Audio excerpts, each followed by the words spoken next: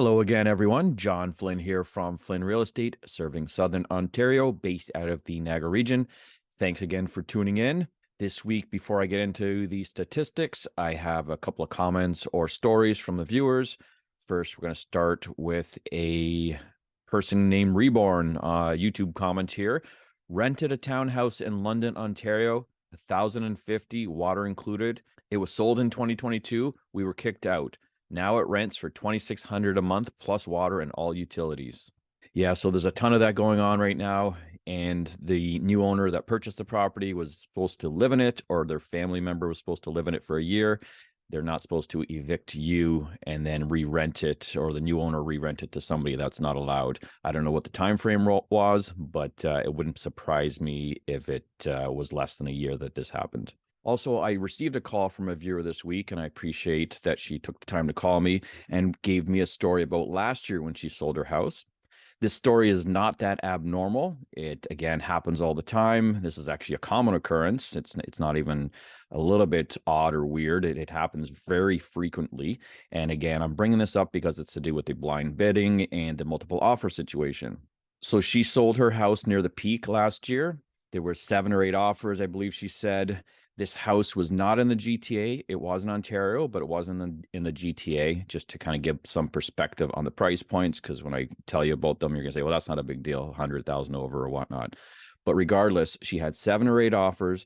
Her listing agent told her to write down the offer, prices and who they were from, kind of make a list as she went through them. So she went through all 7 or 8 offers. She then proceeded to call the buyer's representatives or agents and ask them if they wanted to have a second go at it. This is a kind of a normal thing that happens, especially in GTA. Again, this wasn't in GTA, but it happens in GTA a lot, where they say, do you want to have a second chance, or are you going to run it twice? Now, presumably, these people knew they were competing against all these other offers, so they would have come in with their best offer to begin with. But regardless, the agents like to go back and say, look, we're going to give everyone a second chance now. I know you all put your best offer, but here's a second chance. So, of course, the agent called all the other agents, gave them the chance, and some of them may or may not have upped their offer or changed it a bit. But the one that was originally in first place that had bid 50,000 over the asking price, they ended up bidding another 100,000 on top of their 50,000. So they actually competed against themselves unknowingly.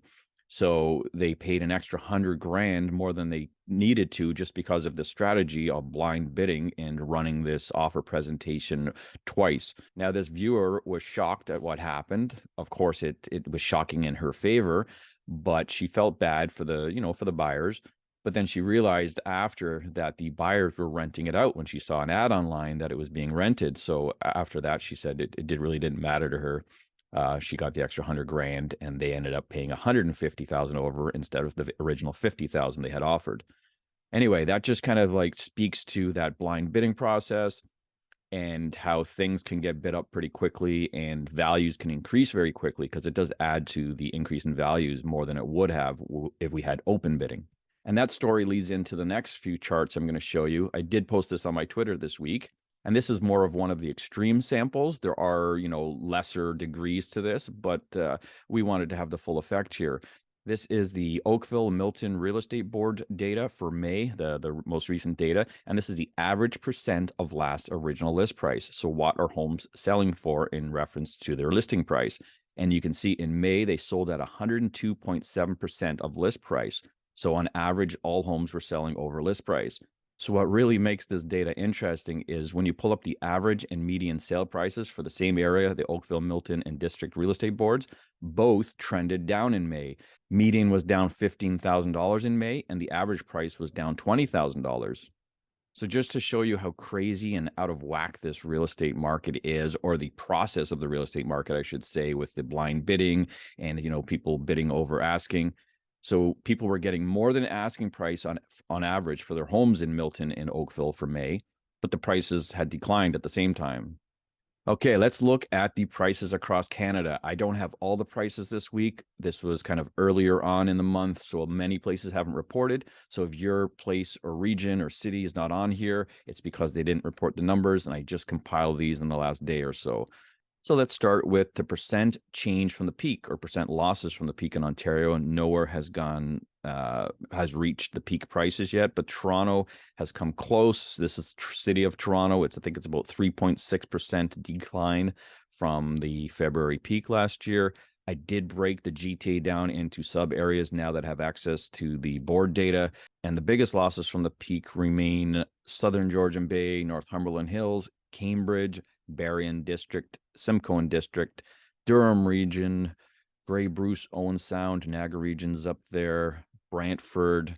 And the rest here are all in that 15 to 20% loss range. It's probably more like 15 or 13 to 16%. North Bay, Kitchener-Waterloo, Oakville, Milton, Woodstock, Ingersoll, Bancroft area, and you can see the rest there.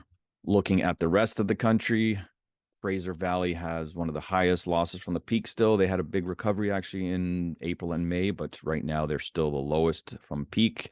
Vancouver Island is around 12% or so.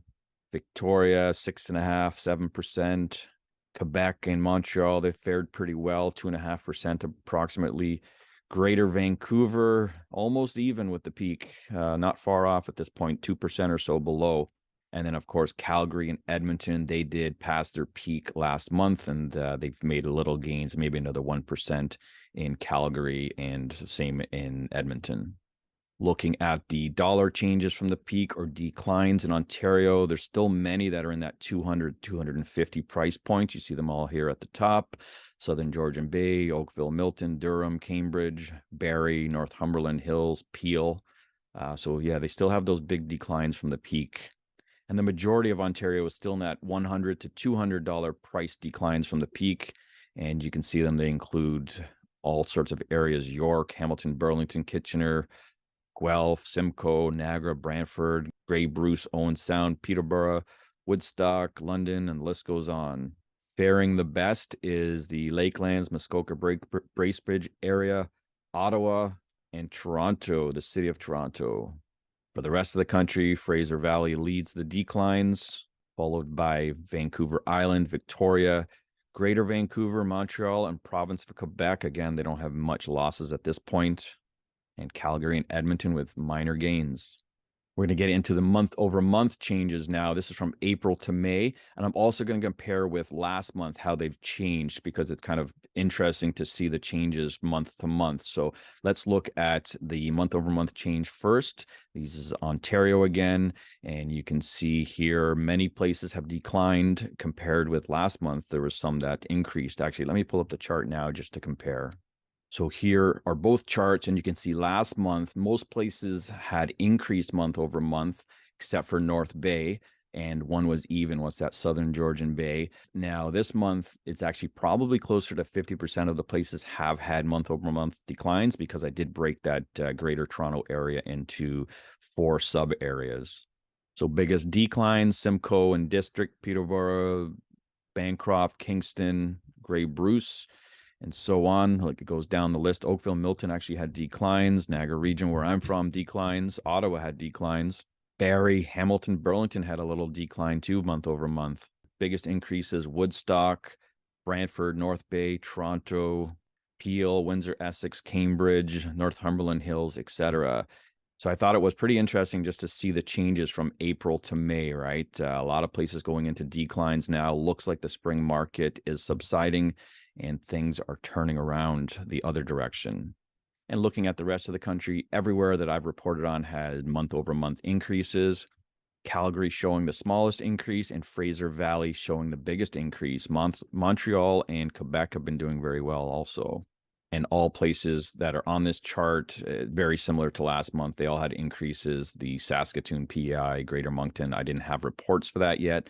So, of course, I don't know how they've done. I think they probably had a month over month increase at this point, because I've heard things are going well in those areas. But I guess we'll have to wait for the official stats to come out. All right, moving on. Let's check out the Ontario May year-over-year new listings. So in most places in Ontario, new listings are down when compared with May of 2022. There's a few exceptions there. Simcoe, Southern Georgian Bay, and Peel, Brampton, Mississauga, they have a big increase in new listings compared with last year. Now, when you compare that data with April's data, April went up to almost 50% for some areas, And in May, the highest is in, the mid 30s or so. So the intensity in the lack of new listings is declining, meaning inventory is increasing and places are seeing more new listings than they did in April. Looking at the rest of the country, new listings are still down in most areas from anywhere from 5 to just over 15%. And comparing that with April's year-over-year new listings, they range from 10 to 30% decline in new listings compared with the year before. So our inventory for May has substantially increased. It is half as bad as it was in April, I guess you could say. And sales activity for Ontario has increased significantly. Most areas, or more than half of the areas, are showing significant year-over-year sales increases from 2022. And again, comparing that with April's numbers, in April, almost all places were negative sales compared with the last year for April last year. So again, sales have increased significantly. And the same holds true for the rest of the country. More than half the places I reported on are showing increased sales compared with last May, except for a few, province of Quebec, Edmonton, and Montreal. But when you compare that with April's data, every place was showing negative year-over-year sales. So again, sales have increased across the country, and you can clearly see that. And it's kind of interesting to compare there with the previous month to see how things are trending. So I guess to summarize, we kind of have a mismatch. Some places are up, some places are down. Sales are generally increasing overall for most places.